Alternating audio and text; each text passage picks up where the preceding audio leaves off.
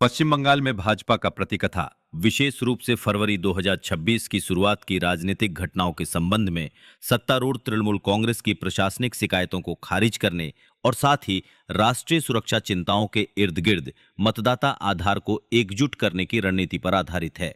विपक्ष के नेता शुभेंदु अधिकारी इस बयानबाजी के हमले में सबसे आगे रहे हैं और उन्होंने विशेष रूप से मतदाता सूचियों के विशेष गहन संशोधन के संबंध में मुख्यमंत्री ममता बनर्जी के हालिया सुप्रीम कोर्ट जाने के दृष्टिकोण को निशाना बनाया है। नई दिल्ली की उनकी यात्रा को लिखी हुई नौटंकी और फ्लॉप शो करार देकर अधिकारी का उद्देश्य मुख्यमंत्री के कार्यों को उनकी प्रशासनिक गंभीरता से वंचित करना है और मतदाता मताधिकार से वंचित होने की कानूनी अपील को जन कल्याण के बजाय मीडिया के लिए रचे गए एक राजनीतिक स्टंट के रूप में फिर से परिभाषित करना है। यह चित्रण भाजपा के आधार को टीएमसी के पीड़ित होने के दावों के खिलाफ सुरक्षित करने का काम करता है, यह सुझाव देते हुए कि राज्य सरकार द्वारा बताया गया आपातकाल चुनावी प्रणाली की आवश्यक सफाई को रोकने के लिए गढ़ा गया है। इस खारिज करने वाले रवैये के पीछे एक विशिष्ट और गंभीर आरोप है कि टीएमसी का राजनीतिक अस्तित्व एक त्रुटिपूर्ण मतदाता सूची के संरक्षण पर निर्भर करता है। भाजपा नेतृत्व ने लगातार तर्क दिया है कि विशेष गहन संशोधन प्रक्रिया के प्रति राज्य सरकार का विरोध वास्तविक नागरिकों की चिंता से नहीं, बल्कि उन फर्जी मतदाताओं और अदृश्य लाभार्थियों को बचाने की हताशा से पैदा हुआ है, जिन्होंने कथित रूप से पिछले चुनावों में टीएमसी के चुनावी मार्जिन को बढ़ाया है।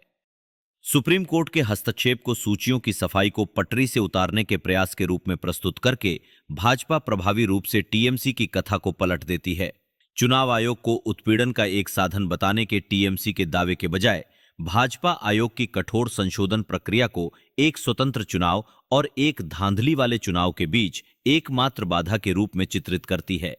यह कथात्मक रणनीति भाजपा को संस्थागत निगरानी का समर्थन करने की अनुमति देती है, जबकि राज्य सरकार को एक ऐसी इकाई के रूप में पेश करती है जो पारदर्शिता से डरती है।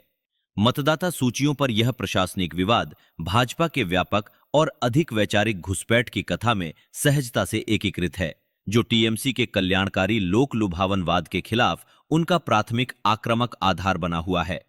जबकि टीएमसी लक्ष्मी भंडार जैसी योजनाओं के माध्यम से चुनाव को आर्थिक राहत पर केंद्रित करने का प्रयास कर रही है, भाजपा चुनाव की धुरी को पहचान और सुरक्षा की ओर स्थानांतरित करने के लिए काम कर रही है। केंद्रीय गृहमंत्री अमित शाह सहित वरिष्ठ भाजपा नेताओं ने बार बार जोर दिया है कि जनसांख्यिकीय परिवर्तन केवल एक सांख्यिकीय विसंगति नहीं है, बल्कि राज्य द्वारा प्रायोजित घुसपैठ का एक जानबूझकर किया गया परिणाम है। इस विश्वदृष्टि में सूची में फर्जी मतदाता केवल लिपिकीय त्रुटियां नहीं हैं, वे कथित रूप से बांग्लादेश से आए अवैध प्रवासियों और रोहिंग्याओं से अटूट रूप से जुड़े हुए हैं, जिनके बारे में भाजपा का आरोप है कि उन्हें वोट बैंक के रूप में सेवा करने के लिए राज्य तंत्र द्वारा संरक्षण दिया जा रहा है। यह रणनीति राज्य के मूल मतदाताओं के बीच अस्तित्वगत खतरे की भावना को जगाकर टीएमसी की नकद हस्तांतरण योजनाओं के आकर्षण का मुकाबला करने के लिए डिजाइन की गई है। यह तर्क देकर कि घुसपैठ राष्ट्रीय सुरक्षा से समझौता करती है और स्थानीय युवाओं से नौकरियां छीनती है, भाजपा कल्याणकारी लाभों की तत्काल संतुष्टि को सांस्कृतिक और आर्थिक विस्थापन की दीर्घकालिक चिंता से बदलने का प्रयास करती है। यह कथा बताती है कि राज्य का कोई भी कल्याण जनसांख्यिकीय संप्रभुता के नुकसान की भरपाई नहीं कर सकता है। नतीजतन चुनाव को विकास मॉडल की प्रतियोगिता के रूप में नहीं, बल्कि राज्य की पहचान के लिए एक मौलिक लड़ाई के रूप में प्रस्तुत किया जाता है, जहां मतदाता सूची से घुसपैठियों को हटाना राज्य की पुनः प्राप्ति का एक प्रतिनिधि बन जाता है। अंततः यह दो तरफा कथा, सीएम के कानूनी कदमों को नाटक के रूप में खारिज करना और मतदाता सूची को राष्ट्रीय सुरक्षा दस्तावेज के रूप में मानना, 2026 के मतदाताओं के लिए एक ध्रुवीकरण करने वाला द्वंद्व पैदा करती है।